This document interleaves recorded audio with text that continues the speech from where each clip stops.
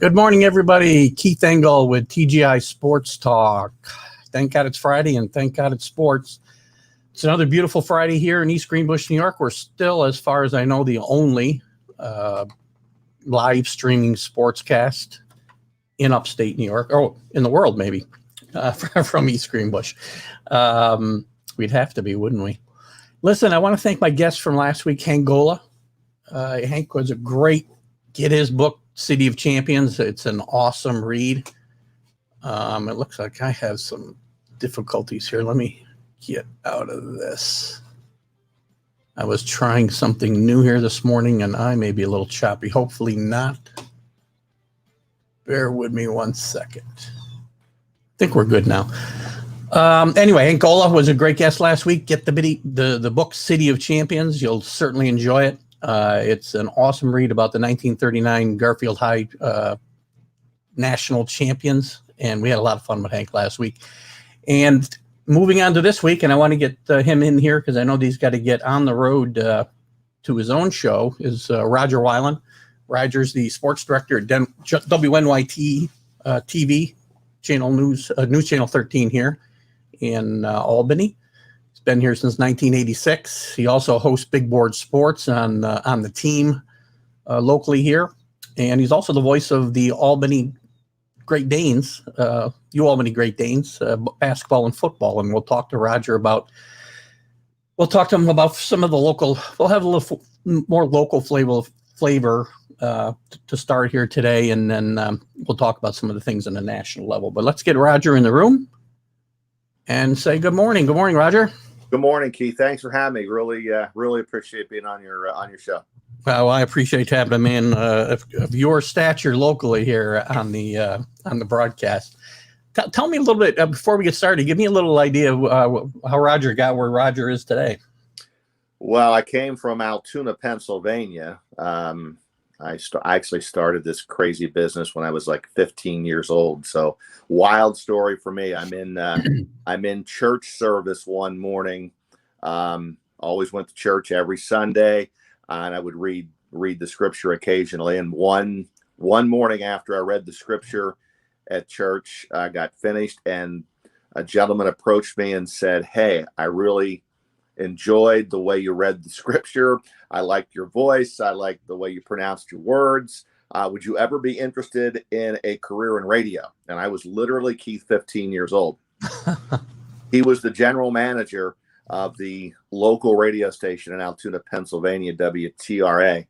And he said, "Well, look, we have an opening for junior citizen editorials. You write your editorial, you come to the radio station, you put your voice on cart. At that time, it's on cart. We'll proof it, and if it's good to go, it'll air every Saturday morning, in the 8 to 9 o'clock hour, whatever."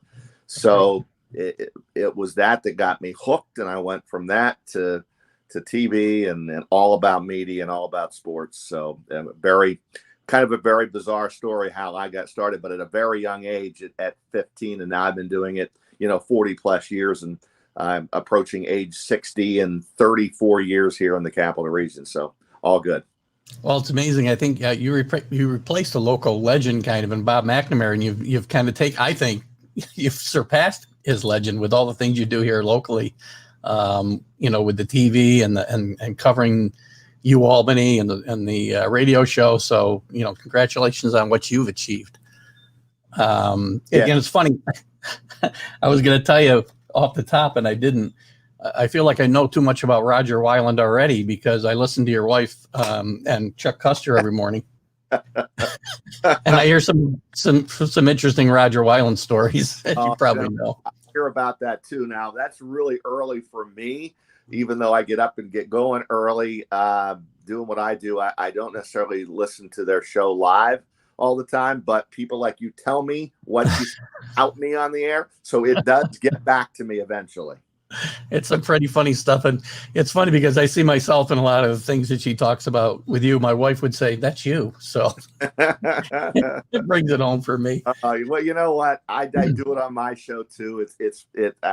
You try to interject some of your personal life into your show. I bring my family into my show. I talk about my son Brady all the time and me coaching him and travel basketball. My daughter swims, and Yeah. so I talk about my kids and family all the time in my show. Well, I haven't had a lot of shows, nearly as many as you, obviously. My wife has contributed, though, because I was getting a lot of complaints about my coffee mug. And for my 60th birthday, which was just a few weeks ago, oops, sorry about that. That probably sounded terrible. She got me a mug for TGI Sports Talk with Keith Engel. Love it. Well, with my mug on my mug. Well, I tell you what, right? Age, we have something in common, Keith, because I'll be 59 October 3rd, so I'm closing in on that big 6-0 here sooner than later. Well, it's 60's good. It was good for about 2.5 days, and then things started to break down. I don't know what happened. I just probably should have thought about it. So anyway, so let's talk about a couple local things before we get move on to maybe some more national topics or such.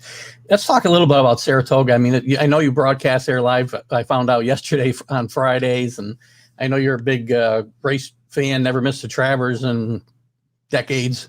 Yeah. What's your take on this interesting season that we're finishing up here? Very weird, Keith. It's I walked in there opening day, which was July 26th, and I've been covering the track since 1986. My first show ever on News Channel 13 was from the press box roof at Saratoga on Travers Saturday, when I had no idea what I was walking into in 1986. And so I got hooked right away on Saratoga and enjoy it a lot, follow the racing game. And I walked in on the 16th of July and just, I stood and just went, are you kidding me? Because there's nobody there. The only people that are there are obviously the horses, the trainers, and the jockeys. Now, eventually they allowed owners in to watch their race, and then out they go. Yeah. It's just a very bizarre feeling. One feeling I hope I don't have to experience another time. You're used to fans and 30,000 people on a Friday, and Travers Saturday, which was August the 9th this year, with 40,000 fans, and we're talking nobody. You can hear every sound at Saratoga Racecourse. So it's, for me, honestly, it's been very difficult covering this meet, because it's just it's with no fans, it does make it really hard. Yeah, no energy in the building's got to be hard. But at the same time, the media, we've covered the Saratoga season like we normally would, probably even more, with nothing going on locally. My colleagues, Chris Honorado and Ashley Miller, they've been up there, they get their 2 days off, and then the rest of the time they're spending in Saratoga covering the races. So the races have been great, and there have been some great storylines. We're coming down the stretch here with Chad Brown and Todd Pletcher pretty much tied neck and neck at the training title, and the jockey race with the Irad Ortiz brothers have been really good, and there's been some great racing. So we've covered all of that, and the Naira bets accounts are through the roof. There, people are betting like there's no tomorrow. I mean, the handle when they get to the end of this meet is going to be really phenomenal, considering that there's no fans. The story I always told, Keith, at the very beginning of this meet is people wondered, well, maybe they just should have stayed at Belmont and run the Saratoga meet in Belmont. And there was some talk about that. But here's why they didn't, because the brand in Saratoga is so strong. So the final 4 days of the Belmont meet, the handle was 40 million. The first 4 days of the Saratoga meet, the handle was 80 million. That's amazing. So there is something about, all right, racing in Saratoga. It's been going on forever. People will bet the races when they're in Saratoga for the summer, even though they can't go to the track. Yeah, I guess the most unfortunate part of it is the effect on the local economy too. I mean, it's got to be devastating for most of, if not all of those businesses where they make all their money in 6 or 8 weeks. I mean, it's got to be hard. Yeah, downtown's not quite the same. Yeah. Well, hopefully, as you said, we'll get through 2020, and next summer, although that money never can be recouped, obviously, they can get back to some kind of normal if they make it that far. Well, yeah, and you know what? And having said everything that we just said about Saratoga, no fans, and been a rough meet, I mean, 'tis the law has really stolen the show. Oh. And we've got Derby weekend, coming up again. First week in September it's not normally Derby week. It's doing the first week in May. But I really can't wait for the race tomorrow. I hope 'tis the law wins, and And if he does in a field of 17 now in one scratch, there would be a Triple Crown possibility at the Preakness October the 3rd, and then the Breeders' Cup. And if Tizzalot could really run the table, which would be the Florida Derby, which he won, and then the Belmont, and then the Travers, and then the Derby, and then the Preakness and the Breeders' That'd be amazing. Cup. That would be an amazing story. So let's see what happens tomorrow, a little after 7 o'clock at Churchill Downs. Yeah, I told you before we went on the air, it's funny. Saratoga is one of the few things that's kept my timeline, somewhat in balance, because everything. I woke up the other day thinking it can't be September. We've got 30 games been played in baseball. The middle of the NBA playoffs and NHL playoffs are going on. It can't be September 1st. There's something wrong here. Yeah, it is so messed up. But I got to tell you, finally in the middle of June, I felt like we were at least starting to be able to talk about sports again when it started back at the March with no college basketball and everything just shutting down with the pandemic, and me every day, 3 hours, 10 to 1, from March to April to May to halfway through June. We had to get awfully creative in our show to make it work. And I'm not really even sure how we did it. And I'm not the only one that had to deal with that. I watched Sports Center every night during that time going, how are these guys filling a half hour or an hour of Sports Center and there's no sports going on? There's no games going on, but we all grinded through it. Yeah, you did a great job. I'm glad you went there. It was one of my questions with how do you possibly manage? I think about, if I've been doing this show that long, I'm only doing it one day for an hour. It's not that hard. Plus I bring people back from, on a nostalgia basis. I like to talk about sports in the bygone days as well. Yeah. But for somebody who's covering the sports world, as it's happening today, it had to be a rough 4 months, I'm sure. So good job. It was. I mean, we got creative in our show with, exactly what you're talking about, like going back and saying, all right, let's talk about, give me your greatest sports moments in the history of the Capital Region. We did a lot of little things like that generated some social media interest, and we kind of went down that road a few times. And then, we're talking about the pandemic and all the sports that were canceled and what it would mean, and would we have football again, and would baseball ever get started? So there was enough of those storylines that did carry us. But boy, I was glad when right about middle of June when it started to come back and we got some games going on. And then I wasn't even sure, the big question was, all right, baseball is going to start. Will it finish? Right. That was the big topic. I mean, Buster Olney was like, you know what? Probably less than 5% chance that it's going to even start and 0% chance that it's going to finish. I'm glad he was wrong on that, because we did get it started and we are going to finish, and we are going to start an NFL season. And I think we'll finish that too. And then college football season, Big Ten, so many layers to that story, but it looks like the SEC is going to play, Keith, and the ACC, and there are some conferences that are getting ready to roll at the end of September. You think the Big Ten and the Pac-12 just jumped too soon?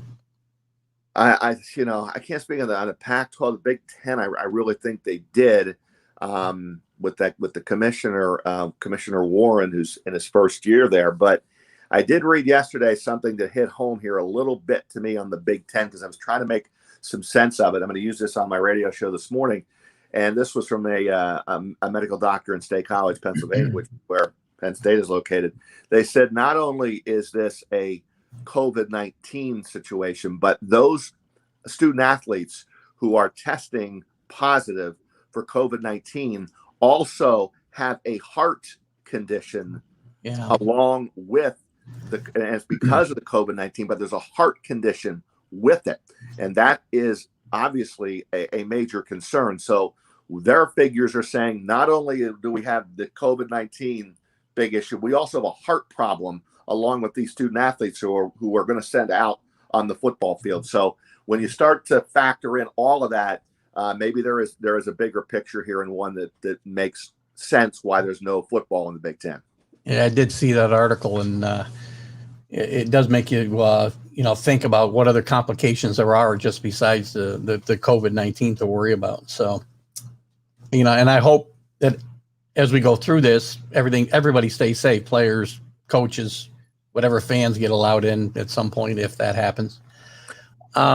Well, just to circle back a little bit on the college level. So UAlbany's canceled their season. They're not talking about playing later on, right? I just lost Rodger.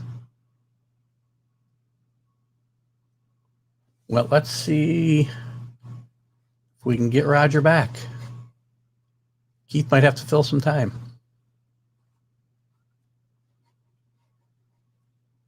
All right. Well, we don't want to have any dead air here. Hopefully Rodger can make his way back into the room. He was having some technical difficulties. He's also got to get to his radio show in Saratoga by 10 o'clock today, so we were going to get him off the air quickly. Not at 8:15, though. Hopefully Rodger will be back. In the meantime, I was just about to ask Rodger about the UAlbany football season, and I think Rodger's back. Bear with me a second. Hey, Rodger. There you go. Sorry. Nice to have you back. I thought I had a Bill Belichick interview on my hands. I was going to have to fill 45 minutes on my own. And by the way, I think that after further review, I think Joe Judge is not going to be Bill Belichick. Well, who's going to be? I mean, when you think about it, nobody. It's funny. His coaching tree has not been terribly successful out on their own. No, and at the beginning of training camp, I was a little taken back by some of the stuff that Judge was doing, but I get what he's trying to do, put a little mark on his team and make sure there's discipline with that team. But when I heard he was making assistant coaches run laps if they made a mistake, I thought that might have been a little bit overkill. But at the end of the day, I saw him in a drill. Joe Judge, head coach of the Giants, in a drill at the end of practice the other night with his team. They were doing a fumble drill, recover the fumble, and it was there was a lot of mud in the field, and they were egging the coach on to demonstrate how to do this drill, and so he did. So he slid into a big pile of mud and surrounded his body and arms around the football, as your technique is to do when you're recovering a fumble, and the team went crazy and laughing and having a good time. So when I saw that, I said, okay, maybe there is a little bit of fun at some point with Joe Judge and how he's dealing with all these players. Yeah, and people forget sometimes that Bill Belichick didn't start out as the genius that he is today. He had his own problems when he was in Cleveland with the way he ran practices and the way he worked with players. And I think he's changed a bit over the years. I'm a Patriot fan, and I think I was unhappy with the hire, believe it or not, back in 2001. My friends got to get on me because I liked Pete Carroll. I didn't think, and Robert Kraft says to this day his biggest regret since in owning the Patriots is firing Pete Carroll, which is kind of odd when you think about what's happened since. But yeah, no doubt. Well, listen, it's turned out pretty good for Patriot fans, right? All the Super Bowls that they've won, and it'll be interesting this year with Cam Newton under center in week one. They made that announcement yesterday, which was, obviously no surprise. But and they made not only Cam Newton the starting quarterback, named him starting quarterback, but he's also the captain. Shocking. I thought that part was shocking myself, but yeah, that was the captain part was surprising. Yeah, and I like the Stidham kid too. But he's had they love him. He practiced great last year, and I think they were ready to roll with him if something didn't fall in their lap like Cam. But he's had a rough camp, and he's kind of banged up now too. So it was kind of a foregone conclusion. I'm just worried about how Cam's going to react, when things get a little tough, and he's got Belichick in his face a little bit. He hasn't had that type of coach that I can think of in the past. Well, no, he hasn't. But I guess he's really set the bar pretty high in terms of his coming into work every day earlier than anybody and leave later. Really, I think he's impressed Belichick with his work ethic, which is one of the reasons why he was named team captain. Look, I'll be honest with you, Keith, and I apologize for this. I'm picking the Bills to win that division this year. I was doing it regardless. Now with Cam, it changes the game a little bit, so this prediction could backfire because picking against Belichick is probably the wrong thing to do in the AFC East. But I'm going by this year to win that division. This is the time to do it. I mean, the Bills are Bills are much improved. They brought in some weapons for Josh Allen, Stephon Diggs. Their defense is awesome. And the Patriots are hurting at the skill positions, and they've lost a lot of players who've opted out for COVID. So it's going to be an interesting season for sure. And since we're on the NFL, I guess we got to have the obligatory conversation about Tom Brady and Tampa Bay. I don't have a problem with him going. I think he'd had enough, excuse me, of Belichick and that relationship, and I think he wants to prove he can win on his own. He's got a lot of weapons down there. What's your thoughts about that? Yeah, I had no problem with him leaving. I think it was a great run. I'm not sure how great a relationship he had with Belichick at the end of it all. And I think, sometimes you just need to try something different. And look, he's won 6 Super Bowls, and how many more years he's going to play, a chance to go on his own somewhere and to win without Belichick and all of that. It was, to me, it was a good move for Tom. Now, do I think he's going to win a Super Bowl this year there? Yeah, I'm not picking that either. I think it'll be a good year in Tampa for Tom, but it's going to be different. I mean, there's a new coach, there's a new playbook, there's a lot new, and you don't have Belichick there. So it's going to be interesting to see what Tampa does. But I had no issues with Brady leaving New England. Yeah, it'll be interesting. I just hope he doesn't end up, like Johnny Unitas with the Chargers and Joe Namath and the Rams and just a shell of themselves. I don't see that, because obviously conditioning is a whole lot different today, and his conditioning specifically is a lot different. Yeah, I don't know how he does it. I mean, I know how he does it, but for him to be so consistent with the way he lives his life and does all the right things with the workout, with the eating habits, everything, he is impressive. There's no question about it. What other storylines you see that are interesting in the NFL this year? Any surprises on the horizon you see? You know what? I'm anxious to see what Dak does in Dallas with all the contract stuff that's been going on with him in the offseason. I know a lot of people picking the Cowboys to win that division. I think, I think the Giants, and they're the biggest team of regional interest in the capital region.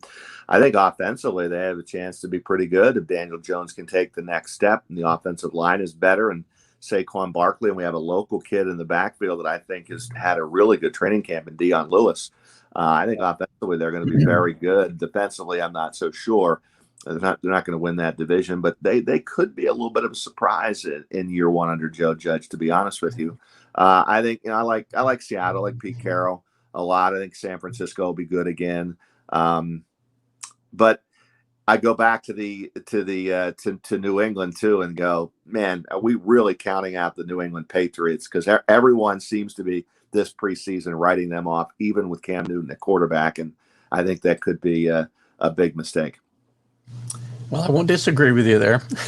The Giants, to mention Dion Lewis, he is a great story, and he's a nice little player. I mean, having had him in New England for a few years, he's a nice weapon to have on your team. Jason Garrett's been really impressed with him. That's the other thing I like about the Giants. They've got a new offensive coordinator that's got a lot of experience, and I think Garrett will do a great job with Daniel Jones. But he said Dion Lewis is an absolute pro. He said what he likes about Dion Lewis is not only his ability to catch the ball out of the backfield and do what his strengths are, but he says he's a really good blocker too. He blocks really well. He can run inside a little bit. I think they're impressed with Dion Lewis. He's going to get some carries. He's not going to get Saquon Barkley carries, but I think he's going to be a factor for the Giants offensively. Yeah, for sure. They may be playing some 40 to 35 games here in their future. It's going to be an interesting dynamic. I talked about this with Hank Golo last week. Excuse me. The fact that there's no preseason games, and I don't like preseason games any more than anybody else, but the fact that there's been no preseason games, no practices where teams come in and practice for a week and scrimmage and whatnot. There's been none of that. The first couple of weeks of the season, I think, is going to be kind of interesting to see where these teams all stand. Yeah, because guys haven't gotten really hit. It's like, and the quarterback is the interesting one because they have these red jerseys that the quarterbacks wear in practice, and the red jersey means you don't hit the quarterback.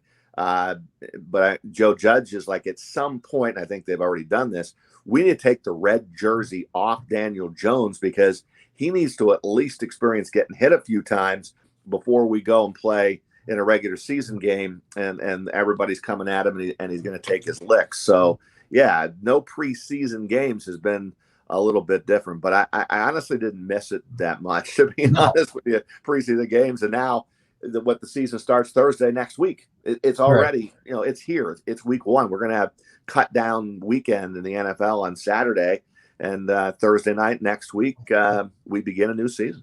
Yeah, I'm sure the day of the 4 preseason games is gone, no matter what. Maybe 1 or 2 to get tuned up. I remember when I had season tickets in Foxborough, and we're talking about the 80s, so we weren't paying a whole lot of money then. I could go to an entire season for what it costs for 1 game. But it always frosts me that I had to buy these 2 preseason ticket games that I'm not going to. Yeah. So. Well, I tell you what I miss, and I don't have season tickets to the Giants, but you felt like you really got to know the Giants and the fans here in the Capital Region. The 16 years, Keith, that they trained at the University of Albany, and that's the reason that they are considered, like one of our own. The Giants. The story I always tell. The Giants have been to the Super Bowl when I first got here a couple of years, but I never went. I mean, they never sent me to the Super Bowl. But when the Giants started to train here, and then they went to the Super Bowl, the TV station WNYT was sent me to cover the Super Bowl. So I've covered 3 Super Bowls.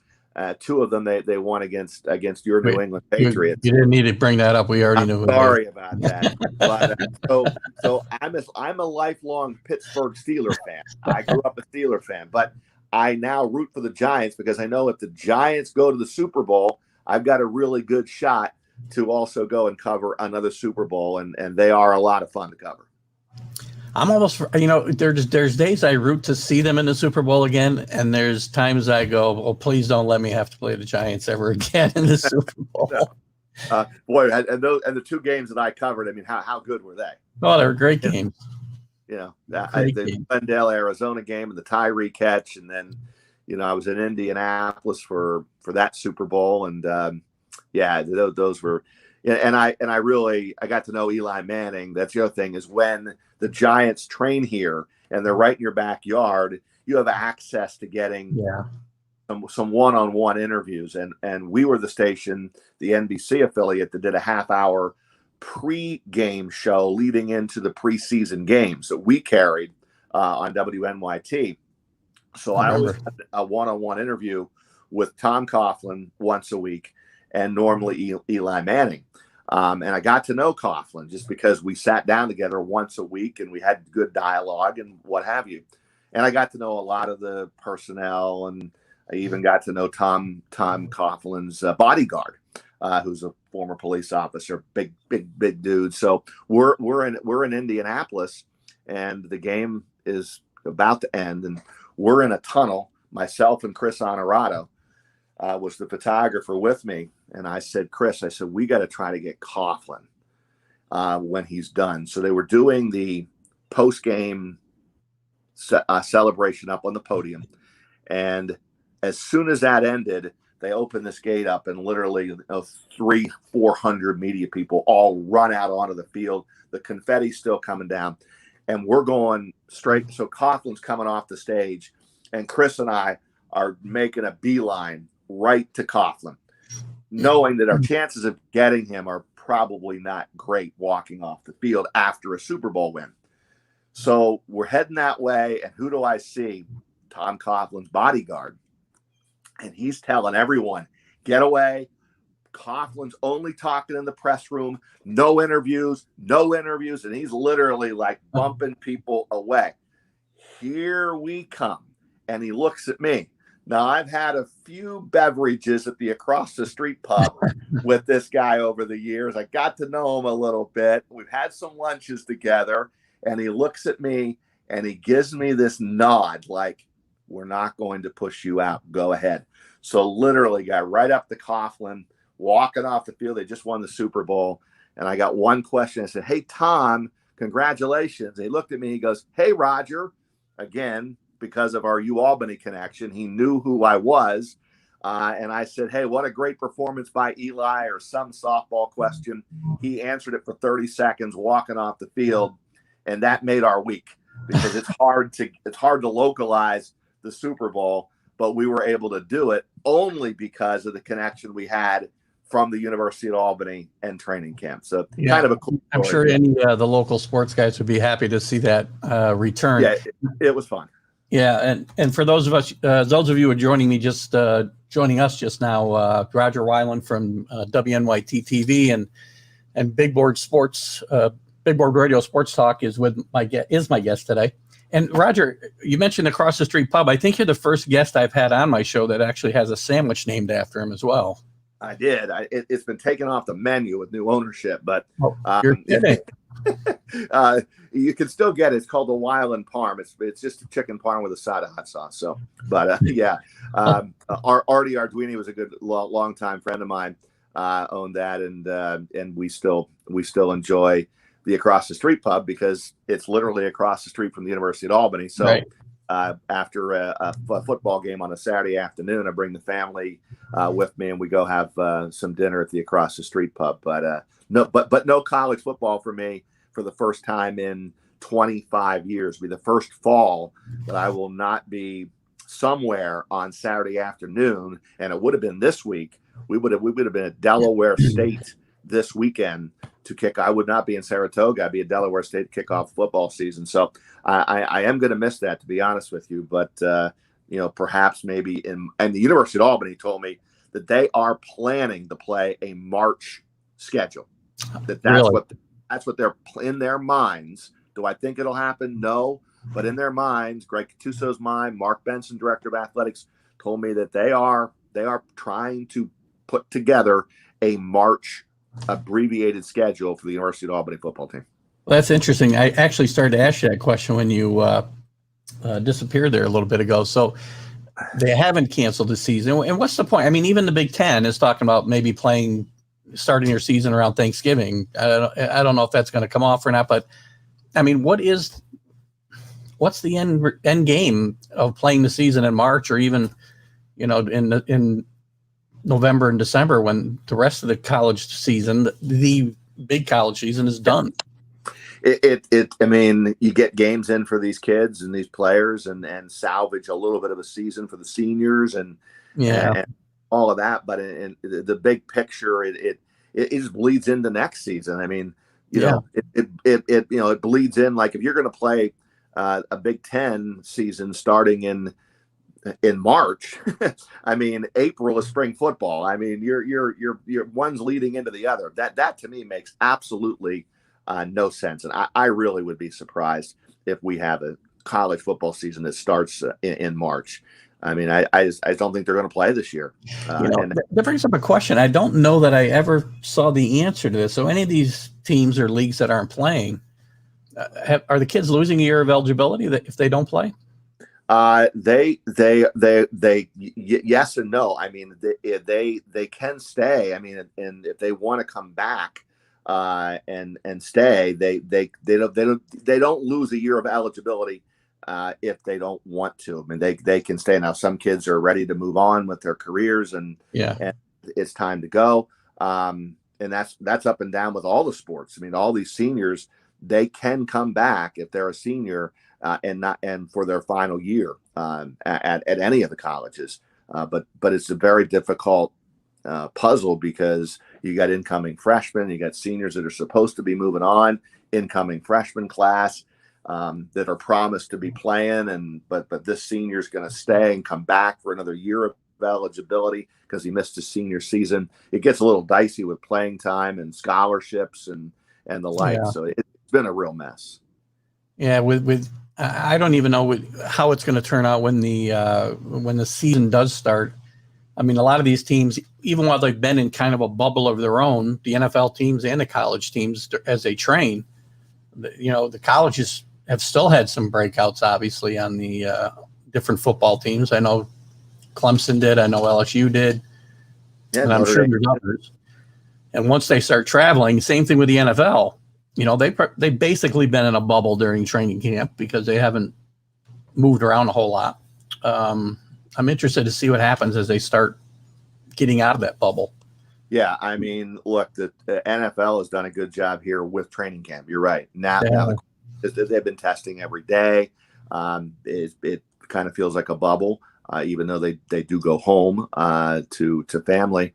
But what's going to happen when the season begins? I would expect there to be some issues, much like Major League Baseball had. Remember when they first came back, we had the Miami Marlins, and then there's been several other teams that have had someone test positive for COVID-19, and they've had to cancel some games, and then they're trying to schedule double headers.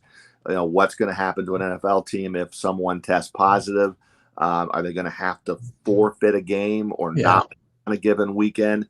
There could be some of that. I'm sure the NFL is prepared. I don't think it'll be a smooth ride by any stretch from start to finish, but the preseason has been great. I mean, they've had really no issues whatsoever. Now, you bring up the colleges. There's been more than one college, Keith, that has had to just cancel practice or shut down for a couple of weeks because they've had so many players testing positive for COVID-19. And now you get all the students coming back on campuses, and then that furthers the problem. And you have large gatherings. They're college kids. So what do college kids do? They want to go party, and they go party in large gatherings.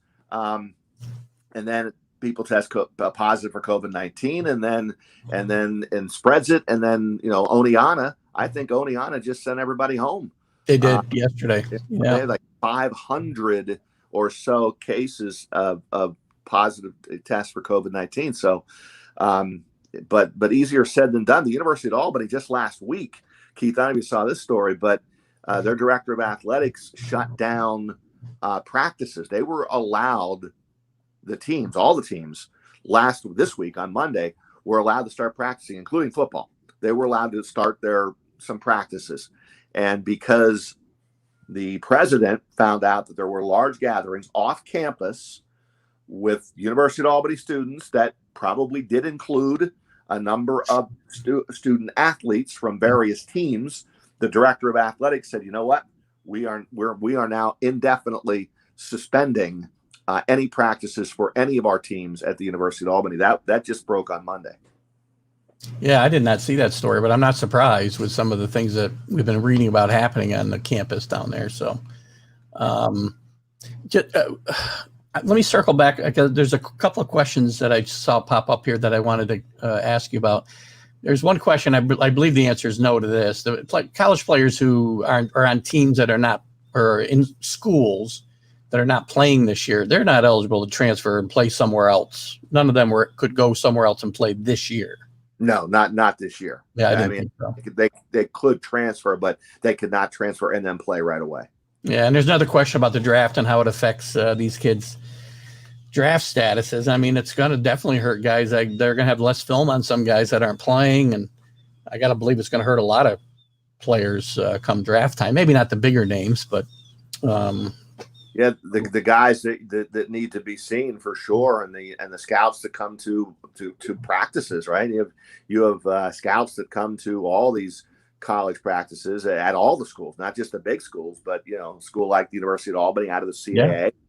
Yeah. Greg Cattuso has a number of NFL scouts that call him and say, "Hey, can I come to your practice? We want to look at Eli Menz, we want to look at this kid," and that's how these guys get noticed even more than just on game day.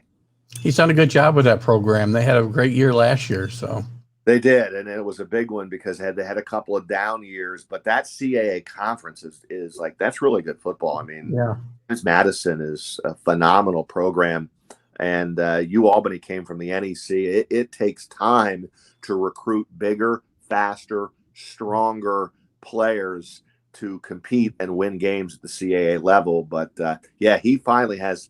Last year was a great year. Got the quarterback back. That's why it's disappointing that he can't get ready to go this year, because there was so much enthusiasm off of last season that I think they were sitting on another big year. Yeah, they lose that momentum is a shame for sure. I guess I'll stick with you, Albany, for a second, and go to the basketball team. You're also the voice of the basketball team, and they play Division I, obviously, as most people know. If they don't, they're finding out. Will Brown has done a great job with that program. What's the outlook there? It's this will be year 20 for Will Brown. 5 trips to the NCAA tournament. Year in and year out, they're in the upper half of the America East Conference, and he's done a great job. And I think that this year's team, they have some incoming freshmen that are going to be very good. He's also a coach that likes the junior college route. He gets the junior college transfers. Some of these kids come in, they look like men right away. They've had some experience, and they only have 2 years of eligibility, but they're really good. So Will likes to go get the junior college kids. He's had a lot of success doing it, but he also likes to recruit local when he can. Well, we have 2 teams, UAlbany and Siena, that are both outstanding. I mean, the job that the Siena has done last year, and their new coach has been phenomenal too. So they did have a good year. Yeah, it's a shame they aren't playing each other anymore. That's the thing. It's like, can we ever get them to play each other again? I don't see it at the moment, because unless Siena agrees to play a game at SEPQ Arena, it probably will not happen. Will Brown, are you surprised Will hasn't moved on?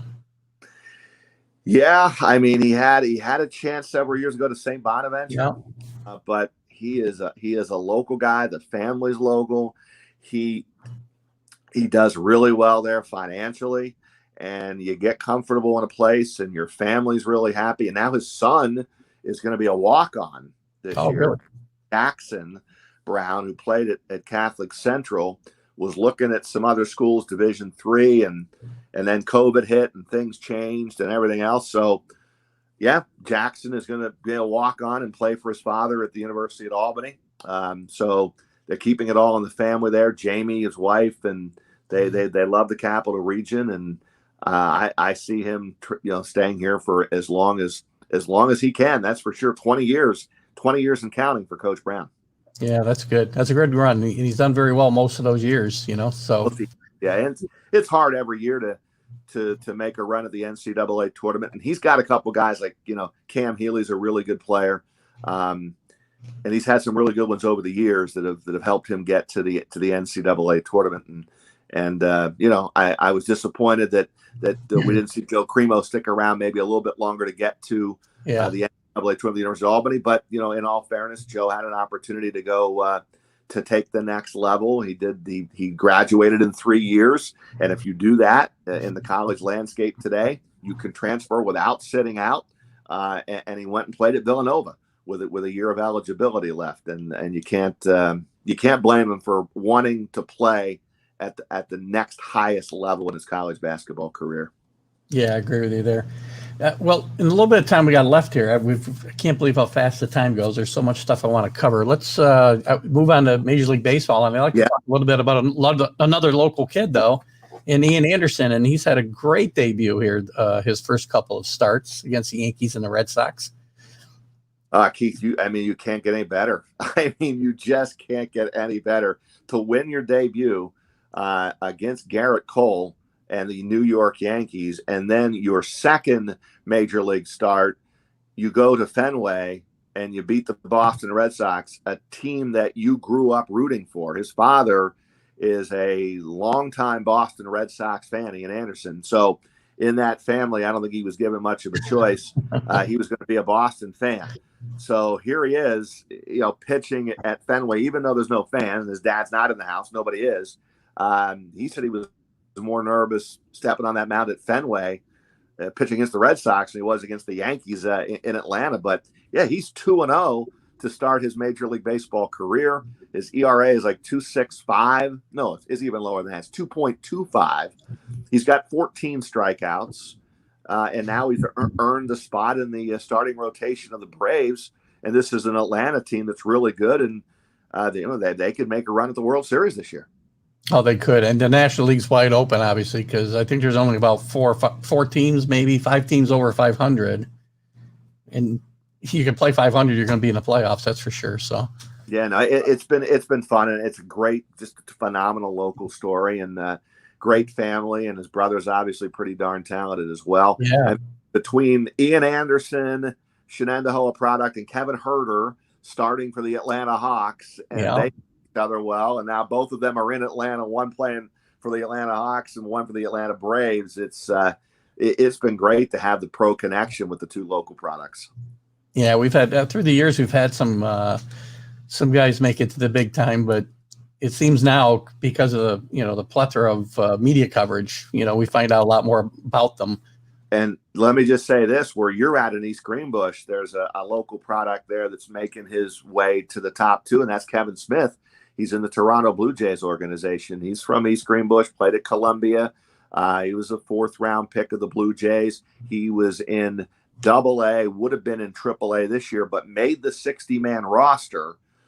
He's probably not going to get a chance to play this year, but if things would have gotten really bad with the Blue Jays, he's on that roster. Like, he could get called up and get some playing time. But yeah, Kevin Smith is another one that will be probably next year making his major league debut in the Blue Jays organization.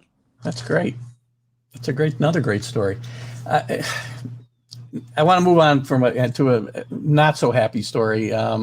Somebody of our age grew up watching Tom Seaver pitch for a lot of years. You being a Pirate fan, I'm sure saw him pitch against your team quite a bit. And for those who don't know, Tom passed away 2 days ago at the age of 75. And he, as a lifelong Yankee fan, there's no player I respected more in a game of baseball than Tom Seaver, the way he carried himself on the field, the way he carried himself off the field. And I just want to kind of get your thoughts on Tom. Well, it was a sad story when I heard about it on, was it Wednesday, I guess, is when the news broke. But he had passed in his sleep on Monday. He'd been battling dementia and Lyme disease. And a lot of his close friends and former players knew that he was pretty sick, but still, it's a sad, shocking story when you hear that Tom Seaver's passed at too young of an age at 75. Yeah. But his baseball career, I mean, he's the greatest. I don't even think you can argue that he's the greatest player in the history of the New York Mets. I mean, his nickname is the franchise. His nickname is also Tom Terrific, but it's also the franchise. And I don't know many teams where you can say this player is the greatest ever, and it's not even open for debate. Normally, there is a debate over the entire history of the franchise. But with the Mets, he was the greatest player in the history of the New York Mets, and what he did on and off the field and how he conducted himself. Hall of Famer, obviously, 12-time All-Star, 3-time Cy Young Award winner, 311 wins, over 3,000 strikeouts. And very rarely did he ever miss a start, which is hard to do. Like today's current players, it's almost impossible to get through a long haul without being injured. He pretty much stayed injury free and was the centerpiece of the 1969 Miracle Mets. So much respect for Tom Seaver, and he will be missed. But his baseball career and what he did on the mound will never be forgotten. That's for sure, and certainly not if you're a fan of the New York Mets. I got to agree with that.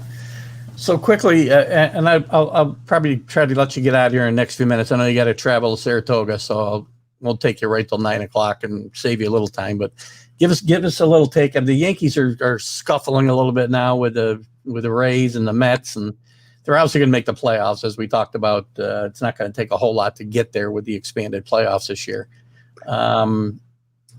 What's your outlook on both the Yankees and the Mets? I guess the Mets are playing a little better baseball now, but yeah, I mean, well, start with the Yankees. I mean, the injuries continue to be an issue with them, and Aaron Judge, as great a player as he is now, and certainly can be, and he just can't stay healthy. He just can't stay in the field. And I don't know what it is, but he's only had the 1 year where he's been able to stay healthy all year. So he's been out. Giancarlo Stanton out. They've had another rash of injuries and just haven't right now been able to get guys to step up like they did last year when they had the same amount of injuries, but guys really stepped up and when they were still able to be one of the best teams in baseball. But they're far from one of the best teams in baseball right now. And yeah, they're going to make the playoffs, but it might be as a wild card team. I mean, the Blue Jays are right on their heels for second place. They're not going to catch the Rays. They're like 4.5 back of the Rays. There's only 25 games left in this abbreviated season. So they'll get to the playoffs, but they play the Toronto Blue Jays, by the way, 10 times in the last 25 games. And the Blue Jays are having a really good season. You know, the Blue Jays love to unseat the Yankees and knock them out of that 2 spot. So I don't think they're home free yet. But look, it'll all count the most when they get to the postseason. And that's when Garrett Cole needs to step up. I think he's been really good, but his last 2 starts have been a little subpar, and he's given up a lot of home runs. 12 home runs that Garrett Cole has given up this season. They certainly need him when they get to the postseason to make a run at the World Series. But right now, this is just not a very good baseball team, and they lost last night 9-7. The Mets have no pitching. I mean, it's Jacob deGrom, and then it is nobody else, and they've got nobody to get anybody out in the bullpen. So because of that, I just don't think the Mets are going to be good enough. I'm a big Pete Alonso fan, though, and I've been rooting for him to break out of his slump. He broke out last night. Yeah, boy, that ball he hit yesterday off of Abreu. And that's the other thing. The Yankees yesterday were completely out of relief pitchers, though they bring in Albert Abreu, who I think he's thrown 1 inning of Major League Baseball, and he threw one down the middle of the pike to Alonso, and that ball is still traveling to left field at Citi Field. So I like some of the players, and I think Luis Rojas will do a good job there. I love the fact they're going to change owners. Look out for there. If you're a Mets fan, Steve Cohen to the rescue. He's got billions of dollars. You're going to be able to go out and get some players that you would normally not be able to go after with new ownership and the Wilpons handing over the keys. But in terms of this year, Keith, I just don't think they'll be strong enough with the pitching to make the postseason. They're still teetering right now, but I don't think they're going to get there. Well, that worries me with the Yankees a bit too. I mean, the pitching behind Cole has been spotty at best too. Yeah, no doubt. I mean, I always think Tanaka comes up big in the playoffs. His regular season numbers aren't great, but a guy like Jay Happ yesterday, I mean, he wants that he wants them to roll over the contract and get $17 million going into next year. He's got to pitch a little bit better than he did yesterday down the stretch here. They need a guy like Jay Happ, and Jordan Montgomery did not have it the last time out either. So, oh gosh, yeah, Garrett Cole and then Masahiro Tanaka, and then after that, it's not been great. I think the bullpen. Well, yesterday Chapman obviously gave up a huge home run to Davis in the 9th inning that tied that game up, and then they lose in extras. But Zach Britton is back. He didn't pitch great yesterday either. But they do have a bullpen that should be able to be a big factor. But the starting pitching has not been great. And, Cole's been good, but I think Yankee fans were expecting even better. Yeah, the last few outings, I love his demeanor. I like the way he carries himself on the field. I like the way he pounds the strike zone. Reminds me of Catfish Hunter in a way. I mean, he just pounds. That's why he gives up home runs, because he just says, "Here's a ball, hit it." He's not nibbling at the corners. And I like the fact he doesn't want to come out of games. Some people got on him for his attitude when Brett Boone came to get him. But how many guys are in the 5th inning are looking at the dugout waiting for somebody to come and get him and take him out of games? He doesn't want to come out. No, and I don't know about you. I had no problem with that. I mean, he's got a bulldog mentality, and when Boone was coming out there, boy, the last thing he wanted to do was come out. And some guys, that's just like, I don't know whether they're putting on a show sometimes about not wanting to come out, but literally, Garrett Cole did not want to come out. Way. I think Garrett Cole will step up here and big for the Yankees when the playoffs roll around. But the Dodgers, clearly we got that one right. The Dodgers, the best team in baseball. They're going to be in the World Series. Oh, they are very good. I mean, they're going to run away with that division probably. Well, the Padres loaded up at the trade deadline, so they're much better too. 9 new players. Yeah. Yeah. So it'll be interesting come playoff time, especially when you get in at 2 out of 3 in the first round. Anything can happen. Yeah, the teams are all going to be played at the home team, though, I think so. Yeah. I mean, the abbreviated schedule has been interesting because the Miami Marlins have, who thought they would be any good, and yet they've been able to play well. And so all of a sudden they're like, hey, we can make the playoffs. Detroit Tigers, I had them as one of the worst teams in baseball, and yet here they are with a chance. And that's what happens when there's only a 60-game season. Yeah. Some teams can that you wouldn't over the long haul think they're going to be very good or won't make the playoffs. A 60-game schedule, we said anything could happen, and sure enough, with a couple of teams that we just mentioned, anything is happening. Yeah, that's for sure. One last quick question. I'll let you get going because I know you got to go. Somebody asked, I know the answer to this. I know they're talking about playing in a bubble in the playoffs, as I just mentioned. The home teams have all the games in the first round, then they're going to play I don't know, 4 or 5 different sites, I guess, for the rest of the series in discussions still. But the question was, regardless of where it's played, you see fans being at the World Series. I don't. I don't either. Yeah. I don't think anybody's going to take a chance on that. Although the NFL there are going to be fans in some NFL stadiums this season, so perhaps. But to me, I think Rob Manfred will stay the course with no fans. I would be surprised if they change that, just because if they're going to the bubble format, I think they're going to try to shut it down completely and be able to get through a playoff and a World Series without any issues at all. Well, that actually does bring me to one more question about fans being at some NFL games and not others. That was a question that came up this week, was, is it a competitive advantage for teams that can have fans against, and a lack of a competitive advantage for teams that have to play in empty stadiums?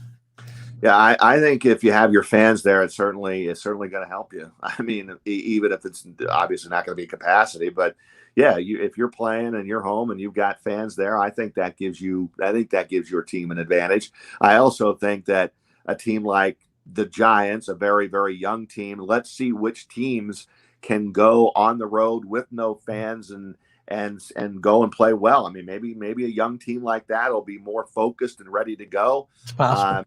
And play well without fans. But yeah, I mean, if you have even some fans in the building, I think it helps you if you're the home team for sure. Do you think they need to level the playing field and say if one team can't play with fans, nobody can?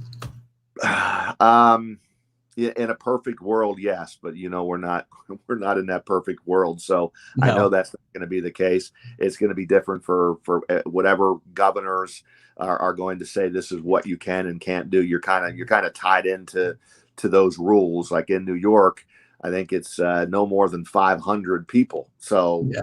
right now, Giants and Jets will be playing this season without fans. And your team in Foxborough, they're saying no fans until after September. Mm-hmm. It sounds like there might be an opportunity to get some fans in the stands in September. And we just hope this virus goes away and there's no second wave or any of that kind of stuff, because that would be horrible. Get this vaccine out sooner than later, and boy, let's get this thing cleared up. But it's been rough. But once again, with the sports being back, it's certainly the climate is a little bit better for sure. Well, guys like you have helped us make it through the non-sporting event world these last few months. Well, not these last few months, but the previous few months. So I really thank you for that. I thank you for coming on the show today, Rodger.